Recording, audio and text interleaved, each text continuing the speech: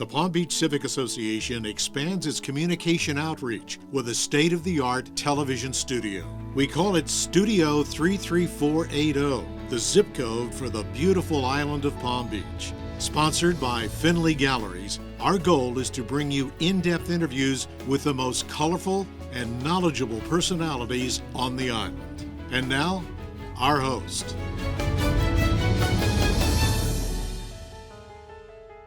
Welcome to Studio 33480. I'm Wendy Rutledge. I don't need to tell you about the enormous amount of construction going on the island of Palm Beach. I mean, we've got teardowns, rebuilds, renovation, you name it. We're all aware of it. Well, we have somebody here in the studio today who is beyond qualified to talk about all of that. Let's take a look at a video clip first to set this up. In the 25 years since all these houses were built, hardly a single one of them has stayed the same. Almost all the homeowners have added a garage or a carport or a chimney. Or, for example, the White House on the corner here has gone up a second story and improved the landscaping and built a double garage on the side. This is what you get for $65,000 right now in today's market. Not bad. Not great. There's a lot of other things that we'd like to have. And, you know, here we are in a situation where we can't really do the type of things that we did a year ago at the Bigelow House, where we can't knock out walls and put in all sorts of new equipment. And we have to be very conservative, and we have to set down general ground rules, what we're going to do and what the cutoff is and how much of the work I'm going to do or the supposed homeowner is going to do himself. Sweat equity. Welcome, Bob Vila. Thank you. So thrilled to have you here. I mean, $65,000. When was that? 40 years ago. It was also suburban Boston. Suburban Boston. Okay. Well, honestly, I mean, here you are with all of that background in home renovation. And 44 seasons, I believe, of This Old House, which you started but are no longer currently involved in, right? I hosted it for a decade, and then I thought I was retired from TV, but CBS had other plans, and so I entered into a syndication relationship, and for 17 seasons we produced Bob Vila's Home Again, which continues on YouTube and all over the place. So yeah, I've hosted, I guess, a total of 27, 28 years of television.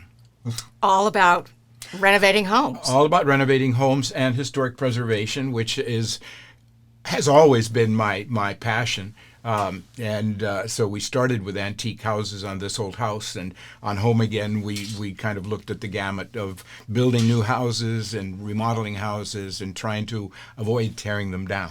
Avoid tearing them down. Okay. And then, let's say, remind everybody, you are a resident of Palm Beach, and you had a leadership role in the town with the Architectural Review Committee, ARCOM. Yes. When was that? Well, we became empty nesters and started living here in '05, and I guess probably 3, 4, 5 years later, I joined the Architectural Commission as a volunteer, which is what you do. So I was on the ARCOM almost a decade. I was the chair for maybe 5 or 6 years. So you're an island resident. You have had leadership in that area on the island. You have a long career of working in the area of home renovation. Let's get your take on a couple of things going on the island, starting with the North End. I mean, there are charming little bungalow homes, older homes, that seem to be getting scooped up and either knocked down or blown beyond proportion maybe to the lot. That is my opinion, but at any rate, what's your take on what's going on, particularly on the North End? On the North End, you had the development that occurred after World War II, which was really aimed at snowbirds, and so these were people that were going to come and occupy a house for 3 or 4 months. They were also building houses for people who were not the millionaire class. They were people who were solid middle class folks. So they were simple houses, and they were what we call slab houses. Here in Florida, we don't have basements, we don't have elaborate foundation systems, and inexpensive houses were usually built just on a concrete pad and concrete blocks. Some of the older houses in the North End may have been built out of wood frame. The majority of them were slab houses. They were simple houses, and they were not really meant to last a century. So when you think about them being torn down, it's logical. up to a certain degree. But the big factor in the change has to do with coastal protection and the fact that many of these houses are very low. The area of the island up there, I'm not sure what the mean elevation is, but the requirements of the federal government, FEMA, dictate that you be up to around 8.5 feet, I guess. And some of these houses are well below that, so that you're essentially trying to preserve a house in a floodplain. And the only way you're going to do that and let the insurance companies insure you is if you raise it. And that is economically not feasible. So that's one of the reasons why you have a lot of teardowns. But the main thing is that you've got a lot of desirable property and possibly the most desirable town in Florida. And some would say the world, because we're really on the map now, worldwide, internationally. We have been discovered. Oh, yeah, and it's about time. But we're right up there with Monte Carlo in terms of being a world destination. So, yeah, many of these houses are obsolete, and it's sad when you think about it from the point of view of a grouping of these houses, because they do form a little enclave, if you will, of smaller scale, of old mid-century charm. There's not much of that left, and it's hard to preserve it because of the requirements of FEMA and insurance companies. You can't own a house and get a mortgage on it without, complying with all these requirements. And sadly, most of these little slab houses are not in compliance, and it's not economically feasible to try to raise them up. Are you saying that this process that we're seeing now of tearing down and rebuilding at a higher level is pretty much going to continue and probably will be the dominant look of that area in the future? I hope not. I think there are still people that do not want to build out to the max. And I think there are still people that are coming here that want one-story living. And so, you do see houses coming up for approval that are one-story homes. And I think the look of the North End with houses that look like Florida houses that aren't necessarily emulating a mansion in some exotic destination. We've always had the Mediterranean revival, and we've always had the island look and all of this, but you can accomplish a lot and still, be a modest-sized house. And unfortunately, we're seeing a lot of maxed-out houses. And, it goes hand in hand with the fact that a lot of people are coming here not for 3 or 4 months out of the year, but to live here.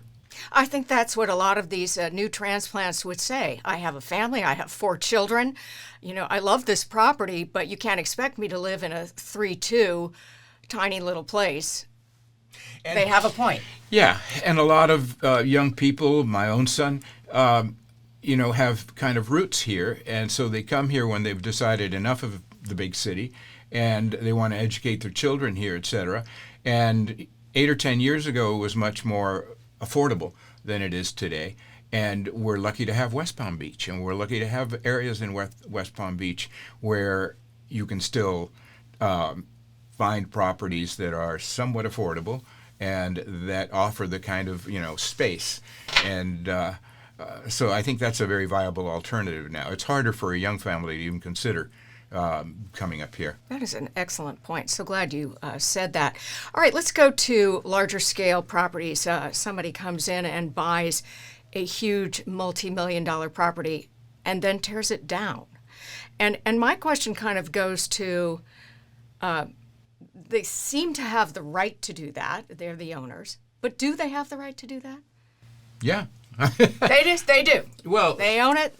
They can flatten it. Well, everybody's aware of one in particular that has been recently demolished. And it was a house that, when it came through the Architectural Commission's review process, it was deferred many times. And ultimately, I think we basically approved a house that none of us were very happy about in terms of the aesthetics. Mm-hmm. And then, it was built. and it was heavily landscaped, which is always a good thing. So that the drive-by wasn't exactly really looking at the whole thing. But when it hit the market, because of the circumstances of the owners, I think there was a divorce.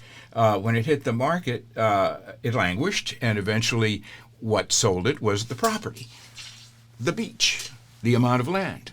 And it's harder and harder for people who can afford it to find properties like that. So I don't mind that they scraped that one.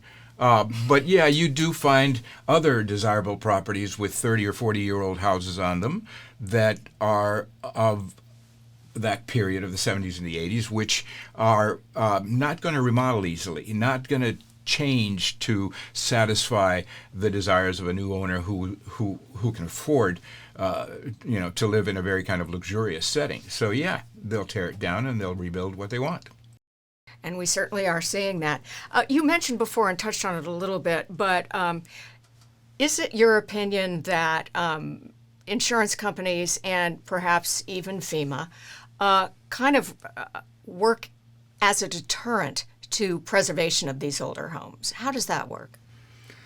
Well, first of all, when you think about so many homes that have been built in precarious coastal situations, and I'm not saying that's the case here, but as you go up the coast into the Carolinas and stuff, you've often had situations where you have homes that should never have been built in that particular situation. If you look on the West Coast, and I used to live in Boca Grande for many years, you have a lot of homes that have been built in really, really precarious and dangerous places, and they have to be evacuated, obviously. The fact is that we shouldn't be building in certain places. That's not here. Here we have, preserved our coastline pretty well. And here, as I'm saying, we do have some low-lying areas. And if we continue to build in those low-lying areas, we have to comply with FEMA regulations in terms of the elevation of the house.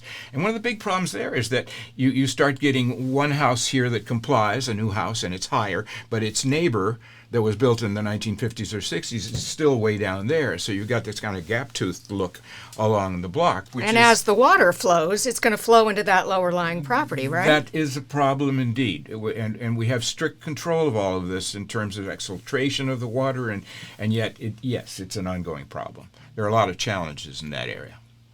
You wanted to talk a little bit about the use of pesticides on the island, and it is really a hot-button issue. Well, it has been for years. My friend Beth Dowdle started a little campaign about, hey, where have all the songbirds gone?